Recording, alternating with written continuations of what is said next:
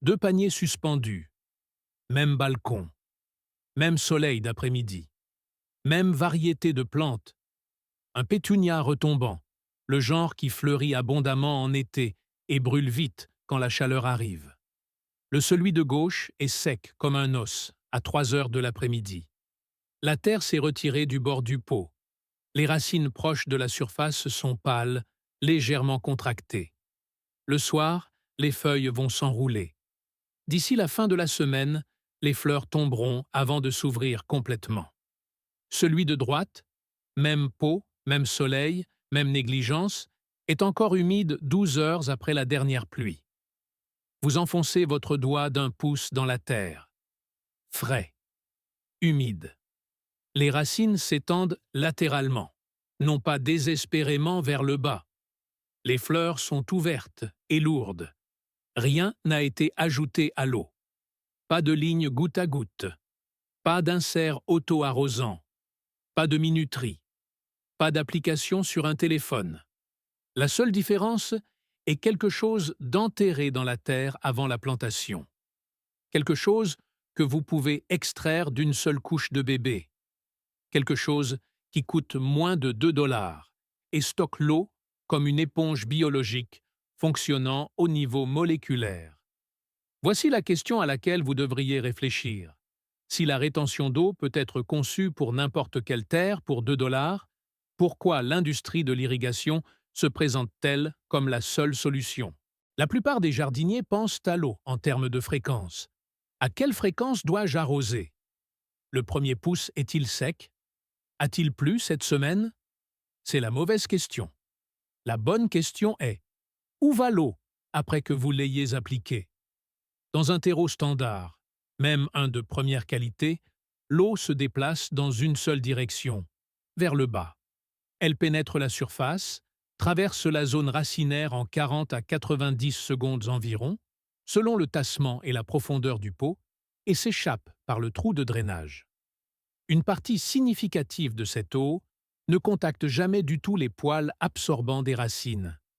Elle s'écoule le long de la paroi intérieure du pot, suit le chemin de moindre résistance à travers les macropores du sol, et s'évacue avant que la plante ne puisse l'absorber. Des études sur l'efficacité de l'eau en jardinage en conteneur l'ont mesurée de manière constante. Dans une plante en pot typique non modifiée, seulement 20 à 40% de l'eau appliquée est réellement absorbée par la plante. Le reste s'écoule ou s'évapore de la surface. Dans les paniers suspendus exposés au vent et au soleil direct, ce nombre diminue encore. La surface est grande, le volume est petit et la charge thermique est extrême. Ce n'est pas un problème que l'on résout en arrosant plus souvent. Des arrosages plus fréquents dans un substrat peu rétentif entraînent leur propre cascade de problèmes. Accumulation de sel, stress de refroidissement et de réchauffement de la zone racinaire, formation de croûtes superficielles et augmentation de l'évaporation d'une surface constamment humide. Vous versez de l'eau dans un système qui ne peut pas la retenir et vous payez, en temps, en facture d'eau, en stress pour la plante, pour cette inefficacité chaque jour. La variable cachée ici n'est pas la sécheresse, c'est le temps de résidence, la durée pendant laquelle l'eau reste biologiquement accessible dans la zone racinaire. Une plante ne boit pas l'eau comme nous, tout d'un coup. Elle absorbe l'eau continuellement, passivement, par des gradients de pression osmotique à travers les membranes des cellules racinaires. Ce processus exige que l'eau soit présente et disponible à la surface des poils absorbants. Les poils absorbants sont des extensions microscopiques, parfois de seulement quelques centimètres de long, et ils explorent une très petite zone. Si l'eau se déplace rapidement à travers cette zone, la plante ne peut pas la capter. Elle a besoin que l'eau s'attarde. Dans les sols de pleine terre riches en argile, l'eau s'attarde naturellement. Les particules d'argile ont une énorme surface par gramme, environ 10 à 1000 mètres carrés par gramme selon le type, et elles retiennent les molécules d'eau par liaison électrostatique et hydrogène. Les terreaux pour conteneurs sont délibérément conçus sans teneur significative en argile, car l'argile dans un pot crée un engorgement et des conditions anaérobie.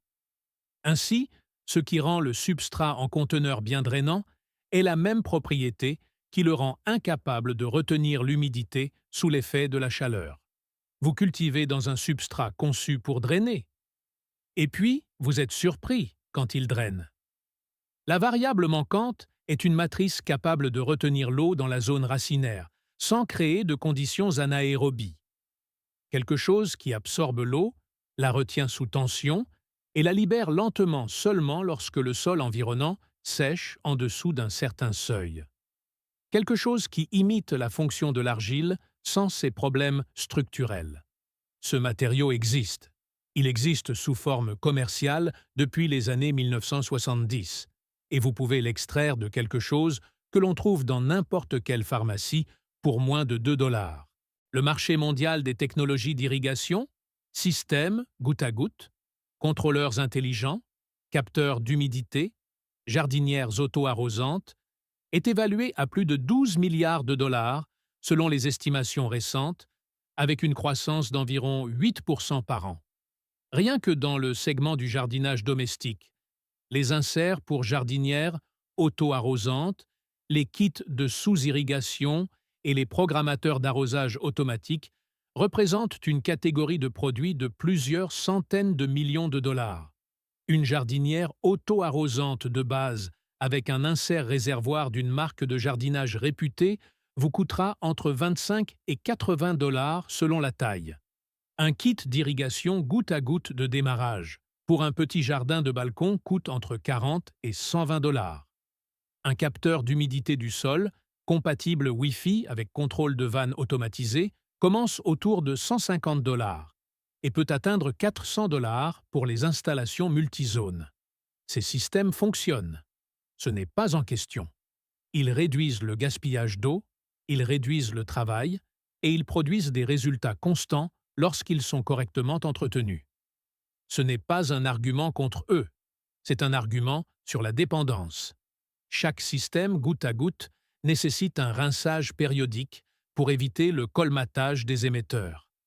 Chaque contrôleur automatisé nécessite une source d'alimentation, un cycle de remplacement de batterie et une alimentation en eau à pression adaptée.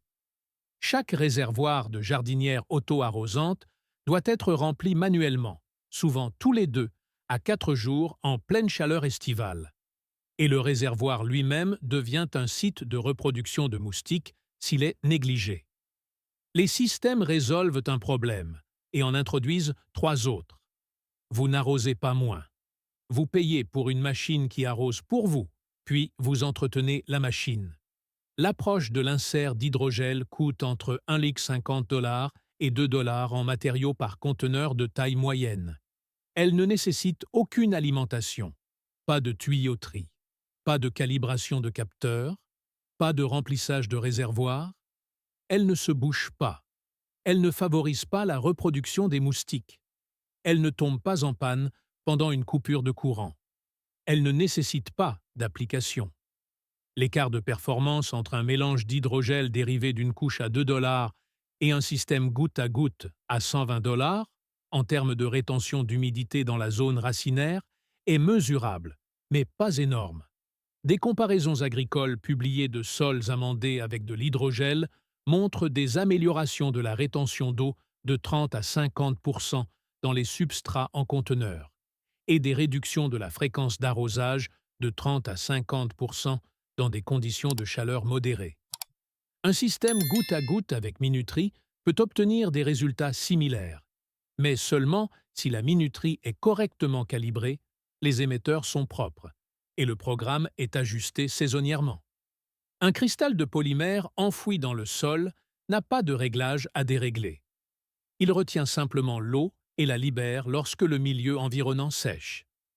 La physique ne nécessite aucun ajustement. La différence de prix est de 60 à 100 fois. La différence de performance est modeste. La différence d'entretien est significative. C'est le contraste qui mérite d'être compris. La science derrière les polymères superabsorbants n'a pas commencé avec les couches. Elle a commencé, comme on pouvait s'y attendre, avec l'agriculture. Au début des années 1960, le laboratoire de recherche régional du Nord du département de l'agriculture des États-Unis a commencé à expérimenter les polymères synthétiques comme amendement du sol. L'objectif était la conservation de l'eau dans les systèmes de culture arides et semi-arides, et non l'hygiène personnelle. La première génération d'hydrogel agricole était constituée de copolymères greffés sur amidon, développés à partir de dérivés d'amidon de maïs conçus pour absorber et retenir l'eau dans les sols de pleine terre sec et réduire la demande d'irrigation dans les grandes exploitations agricoles. Au milieu des années 1970, la chimie des polymères avait considérablement progressé. Des chercheurs de plusieurs universités américaines et européennes avaient isolé une classe de matériaux, le polyacrylamide et le polyacrylate de sodium, capables d'absorber 300 à 500 fois leur poids sec en eau distillée. Ce n'étaient pas des matériaux biologiques, c'étaient des polymères synthétiques conçus. Mais leur application agricole était réelle, documentée et étudiée sérieusement. Des recherches publiées dans les années 1980 et au début des années 1990 ont montré que les sols amendés avec de l'hydrogel de polyacrylate à des doses de 1 à 3 grammes par litre de volume de sol présentaient des améliorations statistiquement significatives de l'eau disponible pour les plantes, une réduction de la fréquence d'irrigation et pour certaines cultures, en particulier les légumes cultivés sous stress hydrique, des améliorations mesurables du rendement en matière sèche de 15 à 35 par rapport aux témoins non amendés. Puis, l'industrie des couches a découvert le même polymère. La capacité d'absorption du polyacrylate de sodium l'a rendu idéal pour les produits d'hygiène infantile. À la fin des années 1980, la production de polymères superabsorbants s'était massivement orientée vers le secteur des soins personnels. L'échelle de fabrication a fait baisser les coûts.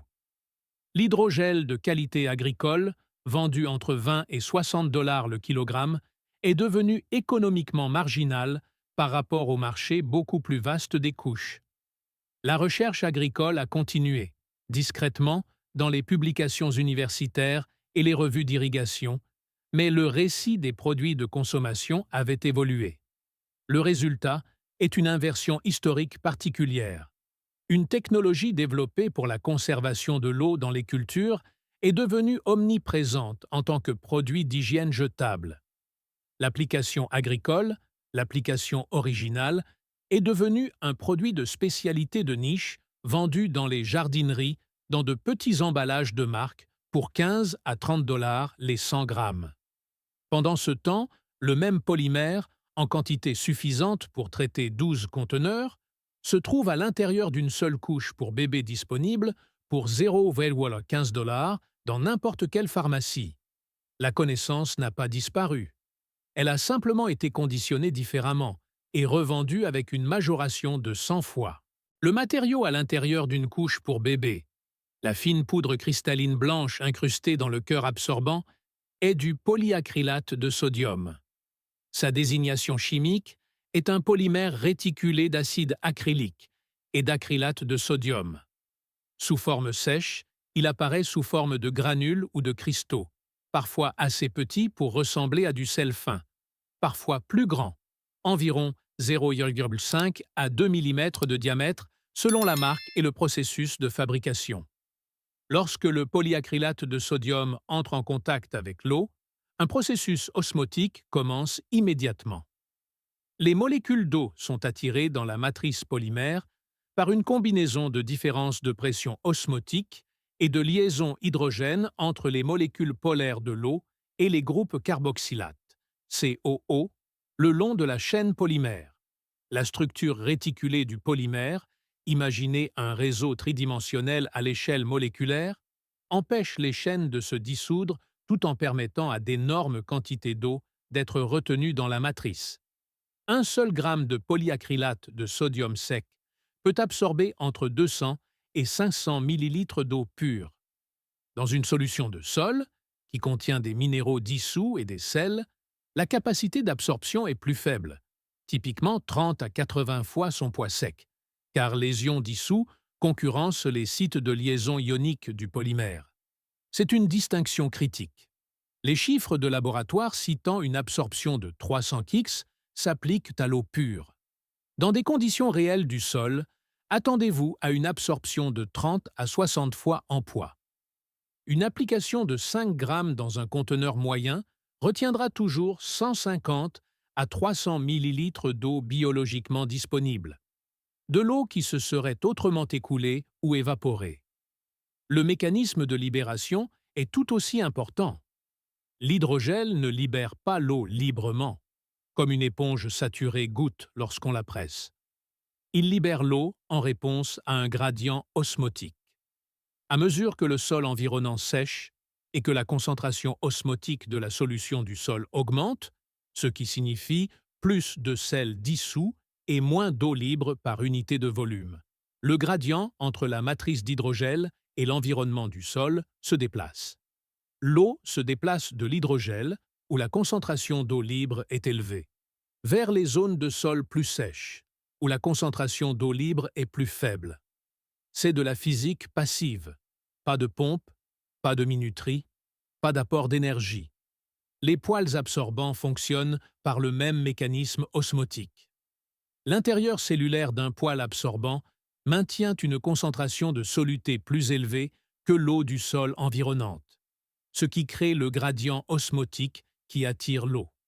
Lorsqu'une perle d'hydrogel est positionnée dans la zone racinaire, les racines peuvent pousser directement contre la surface du gel, créant un chemin d'eau extrêmement court. La racine n'a pas besoin de chercher. L'eau est présente. Des recherches issues d'études d'horticulture en zone aride montrent constamment que les substrats de conteneurs amendés avec de l'hydrogel réduisent la fréquence des événements de stress hydrique, mesurés par la chute du potentiel hydrique foliaire en dessous d'un seuil, de 30 à 50% avec des programmes d'arrosage identiques. Exprimé différemment, une plante dans un sol amendé avec de l'hydrogel peut tenir 30 à 50% plus longtemps entre les arrosages avant d'atteindre le même seuil de stress qu'une plante dans un sol non amendé. Au cours d'une chaude semaine d'été, cette différence se traduit par 2 ou 3 événements d'arrosage critiques en moins. Pour une personne qui travaille, un jardinier voyageur ou quiconque cultive des plantes sur un balcon exposé au soleil, cette marge fait la différence entre la survie et la perte. Un mécanisme supplémentaire à noter. Les billes d'hydrogel réduisent également l'évaporation de la surface du sol lorsqu'elles sont incorporées dans les 2 à 3 premiers pouces d'un conteneur. Le gel scelle partiellement les espaces de micropores près de la surface, réduisant le mouvement convectif de l'air qui entraîne l'évaporation de surface. Des études sur les paillis d'hydrogel appliquées en surface rapportent des réductions de 15 à 25% de la perte d'eau par évaporation de la surface du sol en conditions de plein air. La physique est simple. La chimie est bien documentée. Le coût est inférieur à 2 $. Matériaux nécessaires. Une couche de bébé standard, n'importe quelle marque, sans parfum de préférence. Coût 0,15 $ à 0,40 $. Une paire de ciseaux, un bol ou un seau. De l'eau pour tester l'hydratation avant utilisation. Votre terreau. Coût total. Moins de 2 $. Étape 1. Extraire le cœur polymère. Posez la couche à plat sur une surface dure. À l'aide de ciseaux, coupez le long du bord intérieur du coussin absorbant, pas la coque extérieure en plastique. Vous visez la section intérieure épaisse et stratifiée, pas les élastiques des jambes ni le dos imperméable. Ouvrez ce coussin au-dessus d'un bol. À l'intérieur, vous trouverez 2 couches, un rembourrage de fibres de cellulose, blanc, moelleux, comme du papier absorbant dense, et, intégrés à l'intérieur, les cristaux de polymère. Secouez et frottez le coussin au-dessus du bol. Les fins cristaux blancs ou translucides tomberont librement. Vous n'avez pas besoin de séparer chaque fibre. Une certaine contamination par la cellulose est acceptable. Elle se décomposera dans le sol sans danger et ajoutera une matière organique mineure. D'une couche de taille moyenne standard, vous recueillerez environ 5 à 10 grammes de polymère sec, suffisant pour traiter efficacement un conteneur moyen, 6 à 10 litres de volume de sol. Étape 2. Préhydrater avant de mélanger. Recommandé. Ajoutez les cristaux secs dans un bol. Ajoutez lentement 200 à 400 ml d'eau. Observez les cristaux gonfler pendant 10 à 15 minutes pour former une masse claire, semblable à du gel, des billes translucides ou un amas de gel mou. Cette étape de préhydratation est importante. Les cristaux secs mélangés directement dans le sol absorberont agressivement l'eau de la zone racinaire immédiatement après la plantation, concurrençant temporairement la plante pour l'humidité. Le gel préhydraté s'intègre en douceur et libère l'eau dès le début, plutôt que de l'absorber d'abord. Étape 3. Mélangez dans les 2/3 inférieurs du substrat de culture. Ne concentrez pas le gel à la surface ou au fond du pot. Placez la majeure partie, environ 70% de votre gel préparé, dans les sections inférieures et médianes du conteneur. C'est là que la majorité de la masse racinaire se développe après les 4 à 6 premières semaines. Ratio de mélange, environ 1 part de gel hydraté pour 10 à 12 parts de terreau en volume. Une surapplication, plus de 1 part de gel pour 6 parts de terre, peut créer des poches gorgées d'eau qui excluent l'oxygène de la zone racinaire. Plus n'est pas mieux. Étape 4. Réservez une petite portion pour la zone racinaire. Placez une fine couche de gel hydraté, environ 1 à 2 cuillères à soupe, directement sous la motte de votre plante avant de la mettre en place. Cela crée un réservoir d'humidité localisé à la profondeur immédiate des racines. Les racines le rencontreront en quelques jours et coloniseront l'interface. Étape 5. Arroser normalement, après la plantation. Le premier arrosage active le système. Le gel absorbera tout excès d'eau qui s'écoule vers lui. Les arrosages ultérieurs reconstituent la capacité du gel à mesure qu'il libère progressivement l'eau stockée entre les cycles. Cette méthode présente de réelles contraintes. Les connaître évite la déception et permet de construire des attentes correctes. Elle n'éliminera pas l'arrosage. L'hydrogel prolonge l'intervalle entre les arrosages. Dans des conditions estivales modérées, les résultats typiques sont une réduction de 30 à 50% de la fréquence. En cas de chaleur extrême, températures soutenues supérieures à 38 degrés Celsius, avec soleil direct sur un petit conteneur, un panier suspendu peut toujours nécessiter un arrosage tous les 2 jours au lieu de tous les jours. La physique a ses limites. Elle ne fonctionne pas bien dans les environnements de sols riches en sel.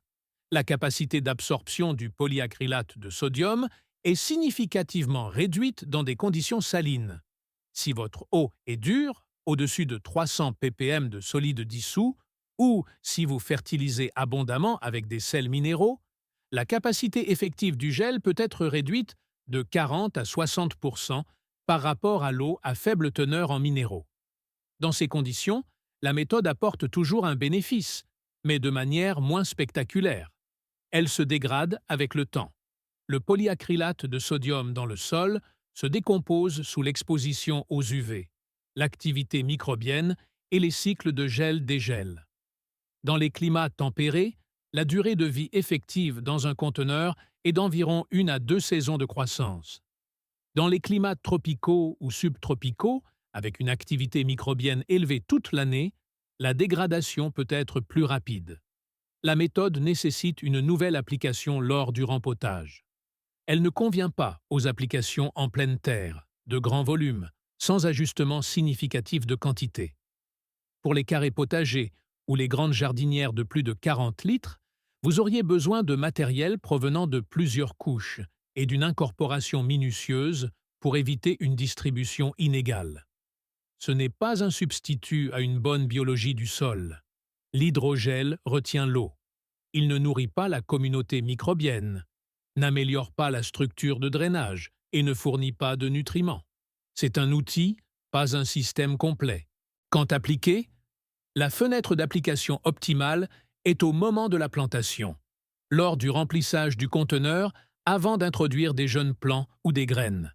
Cela permet une intégration complète au terreau avant que les réseaux racinaires ne se développent. Rénover un conteneur établi est possible mais plus perturbateur. Cela nécessite d'excaver partiellement la zone racinaire, ce qui provoque stress et retard. Si vous rénovez une plante établie, travaillez en fin d'après-midi lorsque les températures sont plus fraîches.